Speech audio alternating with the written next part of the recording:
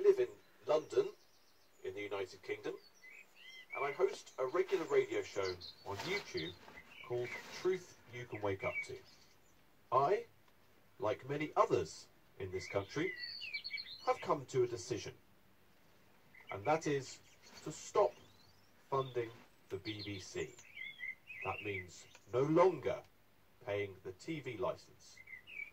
Now I say lots of other people, well, who are they? Are they militant fundamentalists, hell-bent on disrupting the country? No. Do they have a criminal mentality? No. These are ordinary people. Teachers, nurses, office workers, parents, grandparents, students, and even media professionals. I mean, we have an aggressive culture. You two work for the BBC. I worked for the BBC for 30 years. When I was at the BBC, it promoted the licence fee by saying how wonderful it was. But now, the organisation you work for says, we know where you are. Auntie's put boxing gloves on, and I was so incensed by the idea that I'm guilty of something that I actually cancelled my TV licence fee a few months ago. Because I'm not going to have the BBC or any organisation threatening me.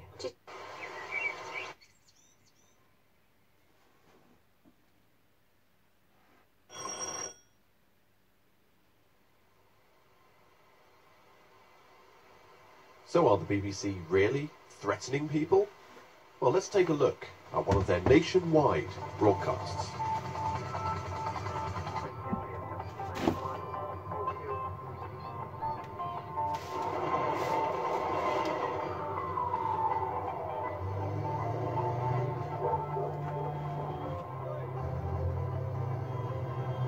Your town, your street, your home. It's all in our database. New technology means it's easy to pay your TV license and impossible to hide if you don't. It's all in the database. Well, I think you'll agree that that advert would not look out of place if it was playing on a telly screen in the background of the film 1984. The voiceover is modulated as if it's coming from a machine. So this is warning us of the ever-presence of surveillance technology. And if the system they have is so flawless, then this advert can only operate as a threat. Of course, this isn't the only threatening techniques they use. Let's have a look at what they send through the door. So first, you'll receive the blue one. The writing's quite friendly. Hi, I'm writing to let you know your TV licence is due to expire on the above date, and I want to tell you how quick and easy we've made it to renew your licence. And direct debit is very simple, and no hassle whatsoever, saves you time. And remember, you must have a valid TV licence to receive or record any TV programme service. So why not sort it out today? It's one less thing to worry about. Well, do we have anything to worry about? Or maybe we should worry about the orange one that turns up next. Now the language is a little bit more serious. You need to pay immediately. Our records show you have not renewed your TV licence. If you use television receiving equipment, you are breaking the law, and you are risking prosecution and a fine of up to £1,000. So in the same letter, they say you do need to pay, but they also say if you have a television, you'll be breaking the law. So this letter is nicely informing us they don't actually know if we have a television or not. Now come the big guns. You are hereby given notice. This property is currently under investigation. If you are continuing to watch or record television programs without a license at this property, it is my duty to inform you that you are breaking the law. You are risking criminal prosecution, and you could face a fine of up to £1,000. Your case has been referred to our investigations unit.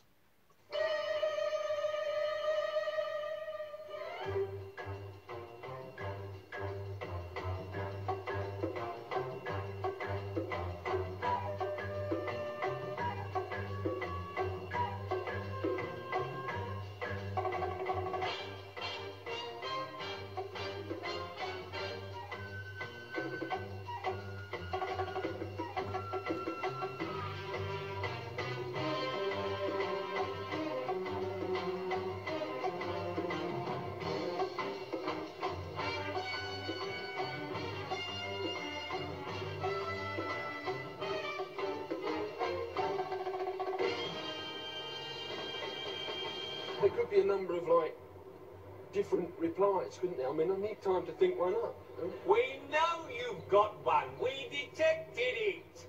Oh.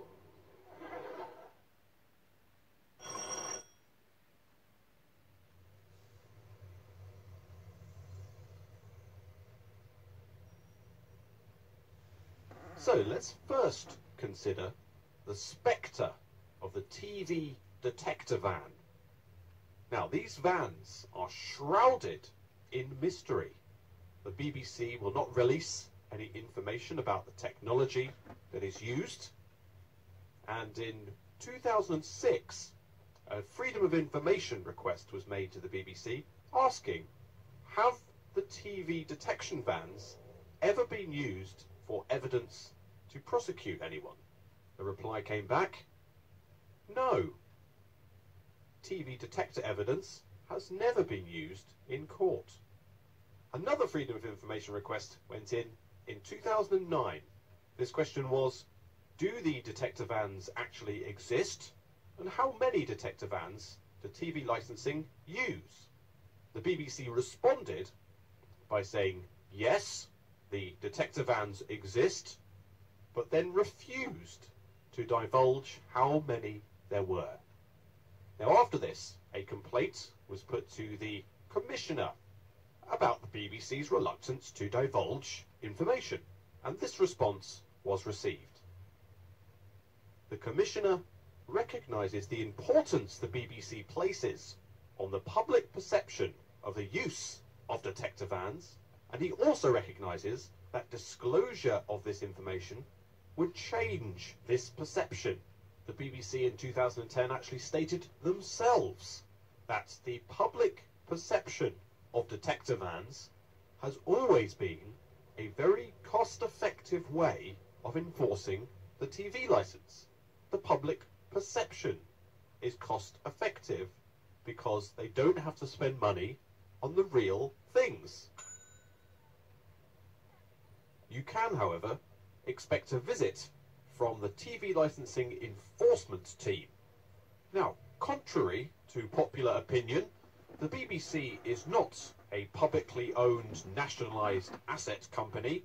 You can, in fact, go on any Companies House website and you'll find the BBC listed as private limited with share capital, meaning they make profit for their shareholders.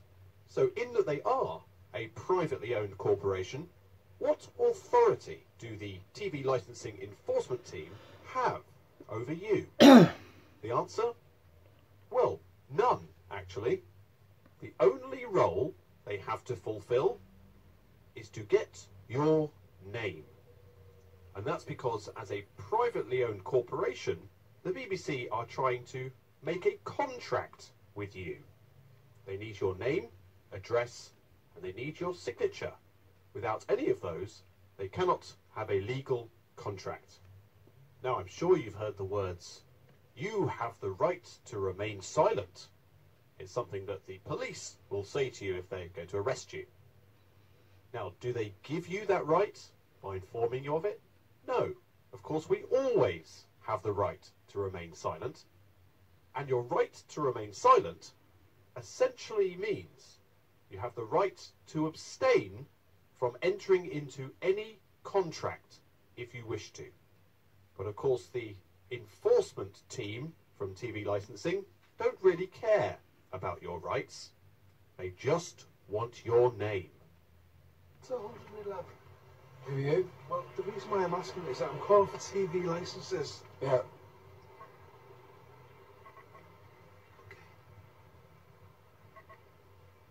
Yeah? Okay. Do you have a TV license after an alien address? Am I obliged to talk to you? Only if you want to, sir. I have no need for a television license. Why is that? I have no need for a television license. Do you have no TV? I'm not obliged to speak to you. Okay, well, let's give your name and telephone number and get somebody from the office to speak to you. Am I obliged to do that? Only if you want to, sir. No, thank you. Okay, thanks for your help. Thank you. Bye-bye. Bye. Right, okay. Yeah, I'm just making an inquiry here, you see. Okay, why don't you mind being filmed? Well, okay, you can come away. I know very confident from the TV licensing. Okay. Okay. I'm just Okay. making an inquiry here. Okay. Can you have a TV license set up? I wonder if you can tell me what the situation is, please. I don't wish to divulge any information to you right this minute. Alright, thank you. Thank you very much. Bye-bye.